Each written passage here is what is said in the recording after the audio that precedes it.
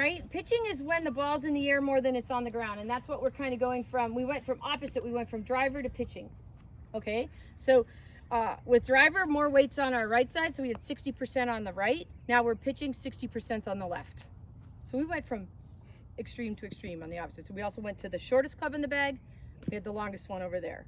So that's adapting, isn't it? So from hitting a driver to a wedge. So that was kind of difficult to do. Do you agree? Mm-hmm. Yeah.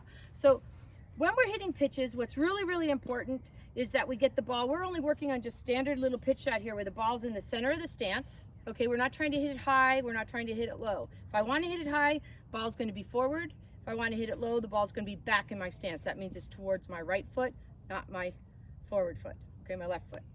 So from here, it's just in center. I'm going to just grip down. I'm going to keep my feet close together.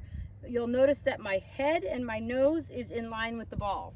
And it stays in line with the ball the whole swing. Mm-hmm. I don't necessarily keep my head down. You know, you'll see a lot of people doing this. I'm not doing that. I'm allowing my body to move, be athletic, but I'm keeping my head in line with the ball as it rotates and as my body rotates. Okay? Staying centered. Yeah, I'm very centered. Balanced centered. Okay, I'm turning around my spine. My lower body's quiet. It's supporting what my upper body is doing because this isn't a power move. So I flare out my front foot a tiny bit. Pressure's on the front foot. I have about 65 to 70% of my pressure on the front foot. And now I'm just going to rotate around my front leg as I finish. So we've talked a lot about, you know, pocket to pocket, as opposed to some of you are trying to go like this and lifting the club up high. So we don't want that because if we go high, where does our head go? Backwards. And if it goes backwards, we're either going to hit it fat or we're going to hit it thin and then it's across the green. Okay? So we want it to stay in line with the ball. We stay nice and centered here. Club is nice and centered. And I can go ahead and swing. Excellent. Mm-hmm. Okay? So those are some things, and I allow gravity to just take care of the club because the club is heavy. So if my hands stay low, go pocket to pocket with the handle, the club is going to fall in where it's supposed to, as long as my head and my center is over the ball.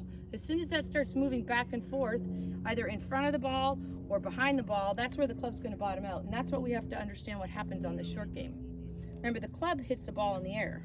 So we have to get a little bit of turf and we have to hit behind the ball just a tiny bit so we can compress grass and ball. We're not just trying to hit the top of the ball. If we do, we top it. What's the maximum yardage that, I know we have our equations about the distance it goes in the air and then it's going to roll. Right. But when we're chipping like this, I with my sandwich, I always think I can go about 75, but it's got to go really good in the air and a million things. What do you think on this club? Well, I think that's just individual, right? So every club basically is, you know, depending on what clubs you have in your bag, but every club goes about 10 yards different. Okay, so if your pitching wedge goes, let's say 80 yards in the air, your gap wedge or your G wedge, if it's a 50 degree, if it says G or U, should go about 65 or 70 in the air. Then your pitching wedge is going to go your sand wedge, your 56 is going to go about 50 in the air, 55. So I have my clubs in my bag gapped, so I have a 10 yard gap in all my clubs, full swing. Then to adjust, that's a whole nother deal when you're trying to adjust and shorten up, you know, your shots. But, you know, right here, I've narrowed my stance, I've gripped all the way down. So every time I narrow my stance and I grip down a half an inch, that's, you know, if this is a full stance for a sandwich in here, I'm going to hit this thing 80 yards. Right. So if I bring my stance in a little bit and grip down a half an inch, that's, you know, 8 yards off the shot. So every time I do that, it's another 8 yards. So I can take shots off just by narrowing up and gripping down, which also makes it smaller.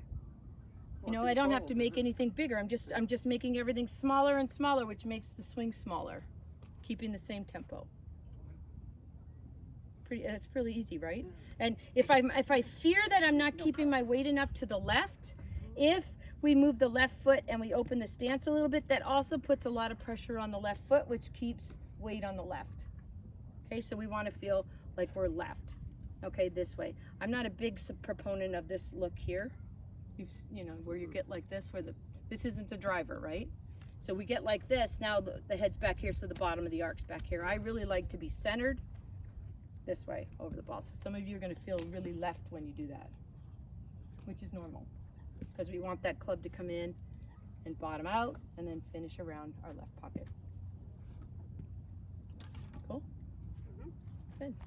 Some of you might need to feel like